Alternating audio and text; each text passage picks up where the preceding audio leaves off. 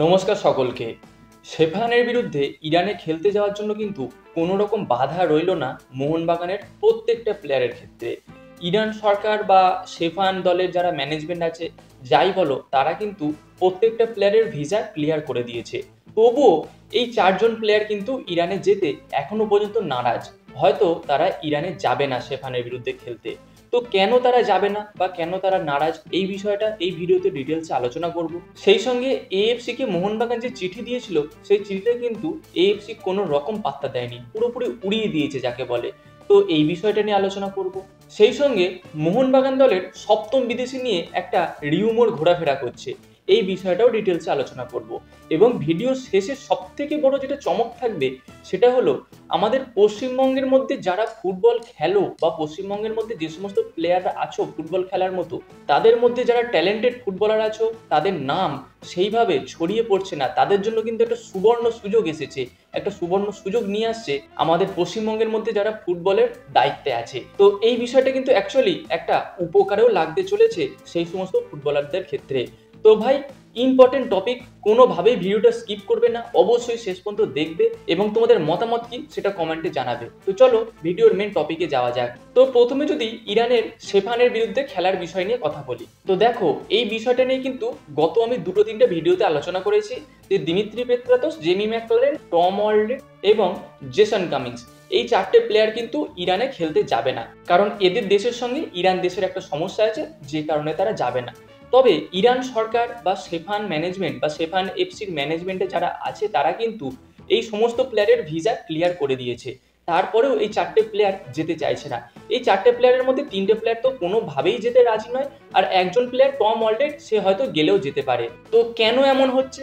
দেখো, অস্ট্রেলিয়া সরকার বলে দিয়েছে যে তোমরা যদি ইরানে খেলতে যাও, তারপরে যদি তোমাদের কোনো সমস্যা হয়, সেই দায় কিন্তু আমরা নেবো না, মানে অস্ট্রেলিয়া সরকার নেবো না, সেই দায় সম্পূর্ণ তোমাদের।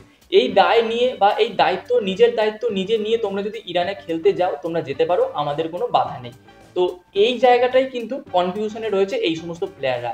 তো যেখানে তাদের দেশ কোনো দায়িত্ব নিচ্ছে না, তাদের দেশ হাত তুলে দিয়েছে, তারা নিজের দায়িত্বে কি যাবে, এই নিয়ে কিন্তু একটা প্রশ্নচিহ্ন রয়েছে। আর এই বিষয়টা নিয়ে কিন্তু তাদের মনে একটা দ্বিধাদ্বন্দ্ব রয়েছে, যে কারণে কিন্তু এই 3টে প্লেয়ার কোনোভাবেই ইরানে খেলতে যাচ্ছে না। আর টম অলডারের যাওয়ার চান্সটা 50-50। দেখো, আজকে 25 তারিখ হয়ে গেল, 30 তারিখে খেলা। যদি আজ অথবা কাল রওনা না দেয়, তাহলে ইরানে পৌঁছাবে কবে? তারপর ওখানে গিয়ে একটা দিন তো অন্তত প্র্যাকটিস করতে হবে, সেখানকার আবহাওয়ার সঙ্গে মানিয়ে নিতে হবে। তো জানি না অ্যাকচুয়ালি ম্যানেজমেন্ট কি করতে চলেছে। ভিসা যেহেতু হয়ে গেছে, যে কটা প্লেয়ার খেলতে যেতে চায় তাদেরকে নিয়ে চলে যাও। তো এটাই আমার পার্সোনাল মতামত।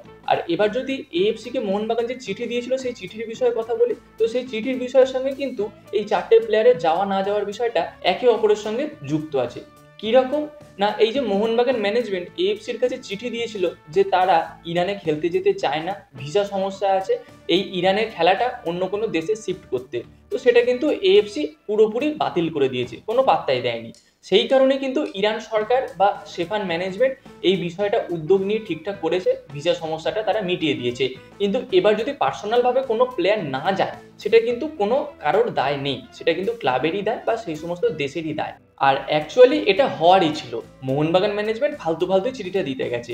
কারণ এই যে সমস্ত দেশগুলো আমাদের এইদিকে রয়েছে, ভারত, বাংলাদেশ, পাকিস্তান, এদেরকে কিন্তু এএফসি কোনো রকম গুরুত্ব দেয় না। যাদের তেলের টাকা আছে তাদেরকে কিন্তু এএফসি গুরুত্ব দেয়, তাই এখানে আমাদের চিঠি কোনোই কাজেই লাগতো না। তো এই গেল দ্বিতীয় টপিক। এবার যদি মোহনবাগানের সপ্তম বিদেশি নিয়ে কথা বলি, দেখো এই বিষয়টা কিন্তু অনেকদিন ধরে জল্পনা কল্পনা চলছে, এখনো পর্যন্ত মোহনবাগান কোনো সপ্তম বিদেশি নেয়নি। তবে যেটা বিভিন্ন জায়গা থেকে খবর আসছে, সেটা হলো মোহনবাগান নাকি কথা বলছে ফ্রান্সের সেই প্লেয়ারটার সঙ্গে, যে হলো মাদি তালাল। দেখো, এই খবরের কিন্তু কোনো সত্যতা নেই।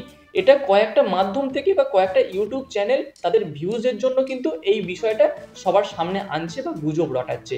এটাই কিন্তু কোনো অফিসিয়াল আপডেটও নেই, বা কোনোভাবে তারা যে এই প্লেয়ারের সঙ্গে কথা বলছে এমনটাও নয়। আর কেনই বা কথা বলবে? সবে মাত্র এসিএল ইনজুরি থেকে উঠেছে মাদি তালাল। এইরকম একটা প্লেয়ার কি এই মুহূর্তে সাইন করাবে বলে মোহনবাগান ম্যানেজমেন্ট? আমার মনে হয় না।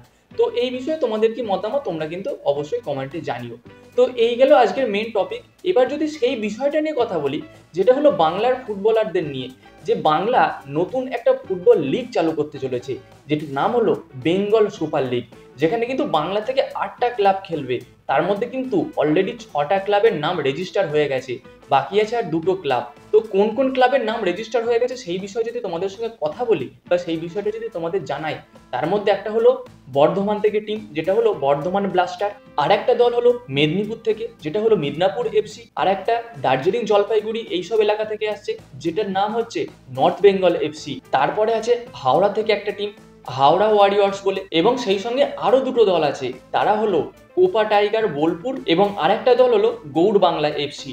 তো এই 6টা দল কিন্তু কনফার্ম হয়ে গেছে, এখনো 2টো দল আসবে। তার মধ্যে একটা দল হতে চলেছে বাঁকুড়া আর বীরভূমের থেকে, আর আরেকটা দল হতে চলেছে উত্তর 24 পরগনা আর নদিয়া থেকে। আর এই গৌড় বাংলা এফসি হচ্ছে মেনলি কোচবিহার এলাকার দল, আর কোপা টাইগার বোলপুর হচ্ছে বোলপুর শান্তিনিকেতন এই এলাকার একটা দল। তো এই বিষয়টা কিন্তু আমি অবশ্যই তাদেরকে ধন্যবাদ জানাবো যারা বাংলার ফুটবলের দায়িত্বে আছে। এই বিষয়টাকে কিন্তু তারা খুব সুন্দরভাবে এগিয়ে নিয়ে যাচ্ছে, যাতে বাংলার ফুটবলাররা ভবিষ্যতে বড় মঞ্চে খেলার সুযোগ পায়। তো মোটামুটি 8টা দল নিয়ে কিন্তু শুরু হতে চলেছে বেঙ্গল সুপার লিগ।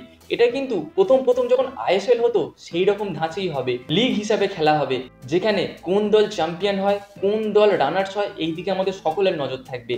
আর তোমরা যারা যারা আমার ভিডিও দেখছো তাদের মধ্যে কারা আছো যে ফুটবল প্র্যাকটিস করো বা বাংলায় ফুটবল খেলো ছোটখাটো কোনো ক্লাবে, তারা কিন্তু অবশ্যই কমেন্টে জানিও। তোমাদের জন্য কিন্তু দারুণ একটা সুযোগ নিয়ে চলে এসেছে আমাদের বাংলার ফুটবলের যারা দায়িত্বে আছেন তারা। তো এবার দেখার বিষয় এটাই যে এই বেঙ্গল সুপার লিগ কবে থেকে শুরু হয়, কিভাবে ফিক্সচার রেডি হয়। তো বন্ধুরা, এই ছিল আজকের আপডেট। ভিডিওটা কেমন লাগলো অবশ্যই তোমরা কমেন্টে জানিও।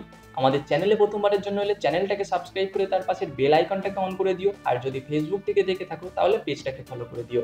তো গাইস, দেখা হচ্ছে পরবর্তী ভিডিওতে। Bye bye.